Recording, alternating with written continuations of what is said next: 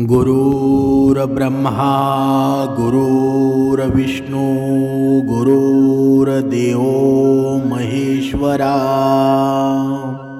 सद्गुरु साक्षात परब्रह्म तस्मै श्री सद्गुरुवे नमः। जय जय रघुवीर समर्थ श्रीराम समर्थ। सद्गुरु चरणांना नतमस्तक होऊन आपण या शुभ्र सकाळच्या वातावरणामध्ये सर्वजण उपासना करूनच या श्रवणाला बसलेले आहात असं समजून आपण या निरूपणास सुरुवात करूया। मायबाप सज्जनांचं स्वागत आहे। आज अशा गोष्टीबद्दल आपण पाहणार आहोत की तुमच्या प्रत्येकाच्या घरामध्ये असते। ती गोष्ट म्हणजे आपल्या घरामध्ये असणारा प्राणी, आपल्या घरामध्ये असणारा पाळीव प्राणी म्हणजे कुत्रा। आपण त्याला श्वान सुद्धा म्हणतो। हा श्वान आहे ना, कधी कधी आपल्या घरामध्ये काही अशा गोष्टी असतात ना, कधी कधी गरिबी सुद्धा येऊन जाते, कधी कधी आपण धनवान सुद्धा होतो। मग आपल्या घरामध्ये कुत्रा आहे का बरं? आपल्या घरामध्ये श्वान आहे का बरं? जर घरामध्ये आपल्या श्वान असेल, जर घरी आपल्या कुत्रा असेल, तर आपल्या जीवनामध्ये दुःख निर्माण होतो की सुख निर्माण होतो, या गोष्टीबद्दल आपण पाहणार आहोत। शास्त्रामध्ये या कुत्र्याबद्दल असं सांगण्यात आलेलं आहे, म्हणजे कुत्रा ज्या घरामध्ये असेल त्याचा त्या कुत्र्याचा संबंध आहे ना, थेट नरकाशी किंवा स्वर्गाशी असतो। तो कशा पद्धतीचा संबंध असतो ना, ते सुद्धा आपण या निरूपणामध्ये पाहणार आहोत। घराची प्रगती होते की अधोगती होते, बघा याचं सर्व विश्लेषण आहे ना या निरूपणामध्ये तुम्हाला मिळणार आहे। एकदा भगवान श्री हरी विष्णू शेष नागावर बसलेले होते, तेव्हा माता लक्ष्मी भगवान श्रीहरी विष्णू यांना विचारते, स्वामी माझ्या मनामध्ये एक प्रश्न निर्माण झालेला आहे, तुम्ही त्या प्रश्नाचं उत्तर सांगून माझं मन संतुष्ट करावं ही मी कृपा करते। तेव्हा भगवान श्रीहरी विष्णू म्हणतात, हे देवी तुम्ही हा प्रश्न जो विचारलेला आहे ना, तुम्ही तुमच्या प्रश्नाचं उत्तर देऊन तुमच्या मनाला संतुष्ट करण्याचा पूर्ण प्रयत्न करेल। तेव्हा माता लक्ष्मी म्हणते की घरामध्ये कुत्रा पाळल्यानं स्वर्ग मिळतो की नरक मिळतो बरं? सुख मिळतो की दुःख मिळतं? गरिबी येते की श्रीमंती येते? प्रगती होते की अधोगती होते? बघा आपल्या घरामध्ये आहे ना, प्रत्येकाच्या घरामध्ये निदान 20% लोकांच्या घरामध्ये कुत्रा पाळला जातो। कधी कधी आपल्या घरामध्ये कुत्रा नसेल सुद्धा, पण जर पाळावा की नाही पाळावा याचं उत्तर तुम्हाला या निरूपणामध्ये मिळणार आहे। बघा तेव्हा माता लक्ष्मीचा हा प्रश्न ऐकल्यानंतर भगवान श्रीहरी विष्णू म्हणतात, हे देवी लक्ष्मी तुमचा हा प्रश्न खूपच महत्त्वपूर्ण आहे, खूपच ज्ञानवर्धक आहे। या प्रश्नाच्या उत्तरामध्ये संपूर्ण मानवजातीचं कल्याण आहे, आणि म्हणूनच मी तुम्हाला विनंती करतो की तुम्ही या प्रश्नाचं उत्तर शेवटपर्यंत नक्की ऐका। तुम्ही या प्रश्नाचं उत्तर एका छोट्याशा कथेमार्फत देणार आहे, आणि म्हणूनच जेव्हापर्यंत ही कथा चालू असेल ना, तेव्हापर्यंत ही कथा तुम्ही पूर्णपणे ऐका, मध्येच सोडून देऊ नका, कारण हे अर्धवट ज्ञान आहे ना, ते मनुष्याची हानी करत असतं। तेव्हा माता लक्ष्मी म्हणते, ठीक आहे प्रभू, मी तुम्हाला वचन देते की जेव्हापर्यंत तुम्ही हे निरूपण चालू असेल ना, तेव्हापर्यंत मी कथा ही पूर्ण ऐकेल। बघा तेव्हा भगवंत या कथेस प्रारंभ करतात। एका गावामध्ये एक म्हातारी राहत होती। ती म्हातारी खूप धार्मिक प्रवृत्तीची होती। दान धर्म करणं, पूजापाठ करणं या गोष्टी ती नित्यनेमाने करत असे। त्याचबरोबर त्या म्हाताऱ्या स्त्रीला कुत्र्याबद्दल खूपच लगाव होता। बघा जसं काही आपल्या घरामध्ये सुद्धा असतो ना, बघा कधी कधी लहान मुलांना कुत्रा एवढा आवडतो ना की त्यांची बघा कलेजाचा तुकडा होऊन बसतो। तसंच त्या प्रकारे त्या कुत्र्यामध्ये म्हातारीला लळा लागलेला होता आणि म्हणूनच तिनं तिच्या घरामध्ये एक कुत्रा पाळलेला होता. म्हातारी ती होती ना, ती रोज त्या कुत्र्याला आंघोळ घालायची, त्याला जेवण द्यायची, त्याचबरोबर त्या कुत्र्याला सोबतच अंथरुणावर सुद्धा झोपायला घ्यायची. त्या म्हाताऱ्या स्त्रीच्या घरामध्ये तो कुत्रा प्रत्येक ठिकाणी फिरत असे. त्याला कोणत्याही प्रकारचं बंधन त्या म्हाताऱ्या स्त्रीच्या घरी नव्हतं. कुत्र्याशी जशी इच्छा असेल तशा प्रकारे तो त्या म्हातारी स्त्रीच्या घरामध्ये राहत होता. एके दिवशी अचानक म्हाताऱ्या स्त्रीची तब्येत खराब झाली आणि यामध्ये तिचा मृत्यूसुद्धा झाला. बघा, लक्ष देऊन ऐका, कारण या कथेचं सार आहे ना, तुमच्या जीवनामध्ये उपयोगी पडणार आहे. समर्थांनी सांगितलेलं आहे ना. बघा, म्हाताऱ्या स्त्रीचा मृत्यू झाल्यानंतर म्हाताऱ्या स्त्रीला आणण्यासाठी यमराजांनी त्यांच्या यमदूतांना धर्तीवर पाठवलं आणि सांगितलं की या ठिकाणी एका म्हाताऱ्या स्त्रीचा मृत्यू झालेला आहे, तुम्ही तिला घेऊन इकडे या.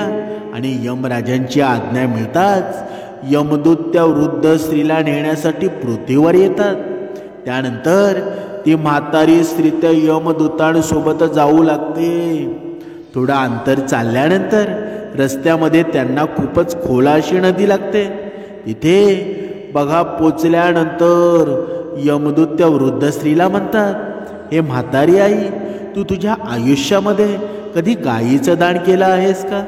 कारण आपल्याला इथून पुढे जाण्यासाठी, ही नदी पार करण्यासाठी बघा, आणि जर तू तुझ्या आयुष्यात कधी गायदान केले असशील तर या नदीला पार करणं शक्य आहे. समर्थांनी सांगितलंच आहे ना, जर मनुष्यानं जिवंत असताना पुण्य केलं, दान केलं, तर त्याचा उपयोग आहे ना मृत्यूनंतर सुद्धा होऊ शकतो.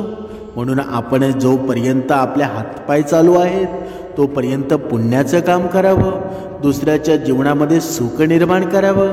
कधी ते उपयोगामध्ये पडेल ना, सांगता येत नाही. त्याप्रमाणे बघा, ते यमदूत त्या म्हातारीला विचारू लागले, कधी तू गायदान केली आहेस का? कधी तू पुण्यकर्म केलेले आहेस का? यमदूतांचं हे बोलणं ऐकल्यानंतर म्हातारी स्त्री पूर्ण भक्तिभावाने गोमातेचं ध्यान करते. कारण ती म्हाताऱ्या स्त्रीनं तिच्या आयुष्यामध्ये गोमातेचं दान केलं होतं. आणि त्यानंतर अचानक तिथे एक गाय प्रगट होते. ज्या गायीच्या शेपटीला पकडून ती म्हातारी स्त्री ती नदी पार करून पुढे जाते. थोडं अंतर चालल्यानंतर रस्त्यामध्ये त्यांना खूप सारे काळे कुत्रे भेटतात. जे काळे कुत्रे त्या म्हाताऱ्या स्त्रीचा रस्ता अडवतात. तेव्हा यमदूत म्हणतात, हे म्हातारी आई, तू तुझ्या आयुष्यामध्ये कधी कुत्र्याला भाकरी खायला दिली आहेस का बरं? जर तू तुझ्या आयुष्यात कुत्र्याला भाकरी खायला दिली असशील तर हे कुत्रे तुझा पुढचा मार्ग मोकळा करतील. वृद्ध महिला तिच्या मनामध्ये पवित्र अंतःकरणानं श्वानाचा ध्यान करते. त्यानंतर तिच्या मार्गात असणारे सर्व कुत्रे तिथून निघून जातात. अशा प्रकारे त्या वृद्ध महिलेचा पुढचा रस्ता सुद्धा मोकळा होतो. त्यानंतर ती वृद्ध महिला यमदूतांसोबत पुढे चालू लागते. थोडं अंतर चालल्यानंतर एक कावळा त्या वृद्ध महिलेच्या डोक्यावर त्याच्या चोचीने मारण्याचा प्रयत्न करत असतो. जे पाहून यमदूत त्या वृद्ध महिलेला म्हणतात, हे म्हातारी आई, तू तुझ्या आयुष्यामध्ये कुठल्याही साधूची किंवा संतांची सेवा केली आहेस का? त्या वृद्ध महिलेनं तिचं पूर्ण आयुष्य होतं ना साधू संतांच्या सेवेमध्ये, त्यांचा आदर सत्कार करण्यातच व्यतीत केलं होतं. त्यामुळं या यमदूतांचं हे बोलणं ऐकल्यानंतर ती वृद्ध महिला साधू संतांचं हे पवित्र मनानं ध्यान करू लागते. त्यानंतर तो कावळा सुद्धा त्या वृद्ध महिलेला चोच मारणं थांबवतो आणि तो तिथून निघून जातो. त्यानंतर ती वृद्ध महिला यमदूतांसोबत पुढे जाऊ लागते. थोडा अंतर चालल्यानंतर त्या वृद्ध महिलेच्या पायामध्ये खूप सारे काटे टोचू लागतात. यमदूत त्या वृद्ध महिलेला म्हणतात, हे म्हातारी आई, तू तुझ्या आयुष्यामध्ये कधी कोणाला चप्पल दान केली आहेस का बरं? त्या म्हाताऱ्या स्त्रीनं तिच्या आयुष्यामध्ये अनेक चपलांचं दान केलं होतं. त्यामुळे त्या यमदूतांचं बोलणं ऐकल्यानंतर ती म्हातारी स्त्री पवित्र अंतःकरणानं तिच्या मनामध्ये ध्यान करते. तेव्हा अचानक तिच्या पायामध्ये चपला येतात आणि त्यानंतर ती वृद्ध महिला यमदूतांसोबत पुढच्या मार्गाला लागते. भगवान श्रीहरी विष्णू बघा देवीला म्हणतात. त्यानंतर यमदूत त्या वृद्ध महिलेला घेऊन यमराजाजवळ पोचतात. यमराज त्या वृद्ध महिलेला चित्रगुप्त यांच्याजवळ घेऊन जातात. चित्रगुप्त यमराज यांना म्हणतात, ही कोण आहे बरं? तुम्ही इथे कोणाला घेऊन आला आहात? तेव्हा यमराज चित्रगुप्त यांना म्हणतो, या वृद्ध स्त्रीनं तिच्या पूर्ण आयुष्यामध्ये खूप दानधर्म केलेले आहेत. तो समोर तिचा दिवा दिसतोय ना, एवढा प्रकाशित झालेला आहे ना की सर्वात त्याचा प्रकाश जास्त आहे. देवाचं भजन कीर्तन केलं आहे. कधी तिचे देव्हाऱ्यातले देव आहेत ना, कधीच अंधारात राहिलेले नाहीत. ते संपूर्ण तिच्या तुळशीजवळ दिवा असायचा, देवांजवळ दिवा असायचा. जरी एक वेळ भाजीला काही तेळ नसलं तरी ती पाण्याने भाजी शिजवून खायची, पण देवांपुढचा दिवा तिने कधी विझून दिला नाही. देवाचं भजन कीर्तन केले आहे, परंतु तिनं तिच्या आयुष्यामध्ये एक सर्वात मोठी चूक केली आहे, ज्यामुळं तिने तिच्या आयुष्यात जे काही पुण्यकर्म केलं होतं त्या सर्वांचं फळ तिला मिळू शकलं नाही. त्यामुळे ही वृद्ध महिला स्वर्गामध्ये जाऊ शकत नाही. तेव्हा ती वृद्ध महिला यमराजांना म्हणते, माझ्या पूजा अर्चनामध्ये, माझ्या पुण्यामध्ये अशी कोणती कमी राहिली बरं, ज्यामुळे मी स्वर्गात जाऊ शकत नाही? तेव्हा यमराज म्हणतात, हे म्हातारी आई, तुझ्याकडून एक चूक घडलेली आहे, ज्यामुळं तुझ्या पूर्वजांच्या आत्मा आजसुद्धा भटकत राहिलेली आहे आणि म्हणूनच तुला सुद्धा तशाच प्रकारे भटकत राहावं लागणार आहे. तू तुझ्या घरामध्ये कुत्रा पाळला आहेस आणि त्यामुळं तुझ्या आयुष्यात तू जे काही दान पुण्य केलं आहेस ना, त्या सर्व गोष्टींचं फळ नष्ट झालेलं आहे.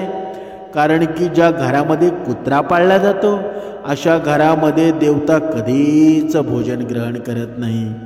जर कुत्रा घरामध्ये असेल आणि घरामध्ये कोणाचा देहांत झाला असेल तर देवतांना अर्पण केलेली वस्तूसुद्धा देव स्वीकारत नाहीत. कुत्र्याच्या स्पर्शानं ब्राह्मणांचं यज्ञ अपवित्र होतात. धर्मशास्त्रानुसार कुत्रा पाळणाऱ्याच्या घरी ब्राह्मणसुद्धा जात नाहीत. जर कुत्रा कुठल्या मनुष्याचा वास जरी घेत असेल तरी तो मनुष्य अपवित्र होत असतो. कुत्र्याची दृष्टी ज्या पण भोजनावर पडते ते भोजन खाण्यायोग्य राहत नाही आणि त्यामुळं कुत्र्याला कधी घराच्या आतमध्ये पाळलं जात नाही. बघा इथे आपल्याला काय दिसतं बरं, जरी आपण कुत्रा जरी पाळला ना तरी तो घराच्या आतमध्ये कधीच पाळू नका. तो कुत्रा पाळणं नक्कीच चांगलं आहे, पण कुत्र्याची जागा आहे ना ती घराच्या बाहेर असावी, म्हणजे दरवाजाच्या बाहेर असावी. जेव्हा कुत्र्याची गोष्ट येते ना तेव्हा महाभारताची आठवण झाल्याशिवाय राहत नाही. बघा तुम्हाला सर्वांना माहीत असेल की कुत्र्यामुळे धर्मराज युधिष्ठिर यांना सुद्धा स्वर्गाच्या बाहेरच थांबावं लागलेलं होतं.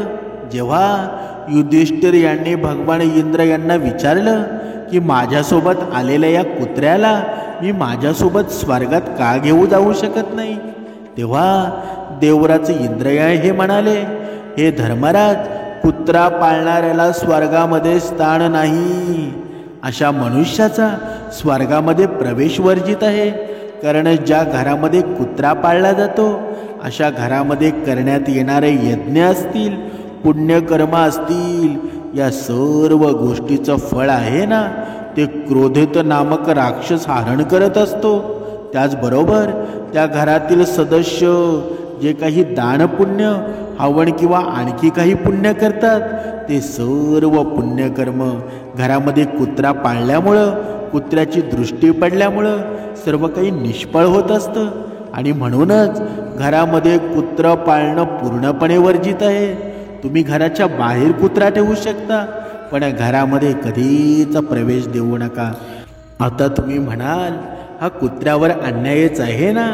पण अजिबात नाही. कुत्र्याचं नक्कीच रक्षण व्हायला पाहिजे. त्याला अन्न सुद्धा खायला द्यायला पाहिजे. घरातील एक भाकरीवर कुत्र्याचाच अधिकार असतो ना. कुत्र्याला कधीही मारू नका, त्याची सेवा करायला पाहिजे. परंतु घराच्या आतमध्ये नाही, तर घराच्या बाहेर नक्की करा. कारण घराच्या आतमध्ये फक्त अतिथी आणि गाय यांना ठेवायला पाहिजे, त्यांची सेवा करायला पाहिजे. कुत्रा, कावळा, मुंगी यासारख्या प्राण्यांना आहे ना, नेहमी घराच्या बाहेरच भोजन द्यायला पाहिजे. आणि असं करणं अत्यंत फळदायी आहे. पृथ्वी लोकावर नेहमी असं पाहायला मिळतं की गोमातेला आणि म्हाताऱ्या आई वडिलांना लोक घराच्या बाहेर टाकत असतात, घराच्या बाहेर काढतात, आणि कुत्र्याला मात्र घराच्या आतमध्ये पाळतात. ज्या घरामध्ये असं होतं ना, अशा घराचा एक दिवस पतन निश्चितच होणार असतो. म्हणूनच जर स्वर्गामध्ये जायचं असेल, सुख उपभोगायचं असेल, धनवान व्हायचं असेल, तर घरामध्ये सुख समृद्धी आणायची असेल, तर गोमाता आणि म्हाताऱ्या आई वडिलांना घराच्या आतमध्ये ठेवायला पाहिजे. पण असं आपल्या जीवनामध्ये होतं का बरं? फक्त एकच शेतकरी आहे ना, एकच गरीब मनुष्य आहे, त्याच्या आई वडील त्याच्या घरामध्ये आनंदित असतात. पण मोठमोठे श्रीमंत शेठ लोक आहेत, भरपूर जास्त पगाराच्या ज्यांना नोकऱ्या आहेत, बाहेर देशामध्ये जॉब करतात, त्यांच्या आई वडील आहेत ना, कधीच तुम्हाला त्यांच्या जवळ दिसणार नाही. मोठमोठे आश्रम वयोवृद्ध आई वडिलांनी भरलेले असतात. यांना कारण काय बरं? याचं कारण काय बरं? कारण ही मुलं आहेत ना, यांच्यावर जास्त संस्कार झालेले नसतात. फक्त पैसा कसा कमवायचा हेच त्यांना माहीत असतं. इथे आहे ना, आई वडिलांची पण चुकी आहे. ज्या वयामध्ये आपण त्यांना संस्कार द्यायला पाहिजेत होते, त्या वयामध्ये आपण त्यांची आवडीनिवडी जोपासतो. मग संस्कार कधी द्यायचे बरं? म्हणून प्रत्येक आईवडिलांनी, प्रत्येक मातापित्याने एक गोष्ट लक्षात ठेवा, जोपर्यंत मूल लहान आहे ना, जोपर्यंत मूल छोटा आहे, तोपर्यंत आपण जे सांगू ते करत असतो. पण जेव्हा मुलं मोठी होतात, बोलायला लागतात, तेव्हा आपल्या हाताबाहेर जेव्हा जाऊ लागतात ना, तेव्हा आपण त्यांच्यावर संस्कार करायला बघू, तेव्हा ते आपलं ऐकतील का बरं? म्हणून जेव्हा आपलं मूल लहान आहे ना, तेव्हाच त्यांच्यावर संस्कार करा. बघा, तुमच्या जीवनामध्ये सुद्धा आनंद निर्माण होईल आणि तुम्हाला वृद्धाश्रमात जाण्याची गरजच भासणार नाही. काही घरामध्ये अशी सुद्धा परिस्थिती आहे की काही घरांमध्ये कुत्र्याला अंथरुणावर झोपवलं जातं. पण त्या अंथरुणावर झोपवलं ना की त्या घरामध्ये कधीच लक्ष्मी राहत नाही. जर आपण झोपत असलेल्या बेडवर कुत्रा येत असेल तर त्या घरामध्ये सुख शांती नांदत नाही. कुत्रा पाळणे ही चुकीची गोष्ट नाही, परंतु घराच्या आतमध्ये नसून त्याची जागा घराच्या बाहेर आहे हे प्रत्येक मनुष्याला समजायला हवं. म्हणजे कुत्र्यासाठी ठराविक स्थान निर्धारित असावं. त्याचबरोबर घराच्या बाहेर त्यांना भोजन देण्यात यावं. कुत्र्याला अन्न दिल्यामुळं घरामध्ये सकारात्मक ऊर्जेचा वास होत असतो आणि नकारात्मक शक्ती घराच्या आसपास सुद्धा भटकत नाही. कुत्र्याला भोजन दिल्यामुळं यमदूतांचं भय सुद्धा राहत नाही. कुत्र्याला भूत, प्रेत आणि आत्म्यांचा वास येत असतो, तो त्यांना पाहू शकतो. त्यामुळं ज्या घरातील लोक कुत्र्याला भोजन देतात ना, अन्नदान करतात, अशा घरापासून वाईट आत्मा लांबच राहतो. म्हणून कुत्र्याला भाकरी दिल्यामुळं शनिदेवांचा सुद्धा आशीर्वाद मिळत असतो ना. त्याचबरोबर कुंडलीमधील राहू केतू दोष सुद्धा समाप्त होऊन जातात. कुत्र्याला अन्न दिल्यामुळं घरामध्ये लवकरात लवकर मूळबाळ जन्माला येतं. त्याचबरोबर आकस्मिक दुर्घटना, अपघात या गोष्टींची भीतीसुद्धा संपून जाते. कारण कुत्र्याला आधीच एखाद्या दुर्घटनेचा आभास होत असतो. आणि म्हणूनच जर कुत्रा पाळायचा असेल तर घराच्या आतमध्ये नाही तर घराच्या बाहेर पाळायला हवा. आणि कुत्र्यासाठी एक स्थान निर्धारित करायला पाहिजे. कुत्र्याला घराबाहेर पाळल्यामुळं आणि त्याला रोजच्या रोज अन्न दिल्यामुळं घराची प्रगती होत असते. यमराजांचं हे बोलणं ऐकल्यानंतर ती म्हातारी स्त्री आश्चर्यचकित होते आणि त्यानंतर ती यमराजांना म्हणते, हे यमराज, तुम्ही मला फक्त 7 दिवसांचा अवधी द्या. हे 7 दिवस पुन्हा मला मृत्यूलोकामध्ये पाठवा. या 7 दिवसामध्ये मी माझ्या घरात असणाऱ्या कुत्र्याला त्याच्या योग्य स्थानावर ठेवेल आणि त्यानंतर मी पुन्हा पूजापाठ करून दानधर्म करेल आणि भगवंताचं स्मरण करेल. बघा, तुमच्या लक्षात असू द्या, ही गोष्ट आहे ना श्री हरी विष्णू देवी लक्ष्मीला सांगत आहेत. त्या वृद्ध स्त्रीचं बोलणं ऐकल्यानंतर यमराज त्या वृद्ध स्त्रीला पुन्हा पृथ्वीलोकावर पाठवतात. जेव्हा ती स्त्री पुन्हा धरती लोकावर परत येते आणि गावातील लोक जेव्हा त्या वृद्ध स्त्रीला पाहतात तेव्हा तिला पाहून सर्वजण घाबरतात.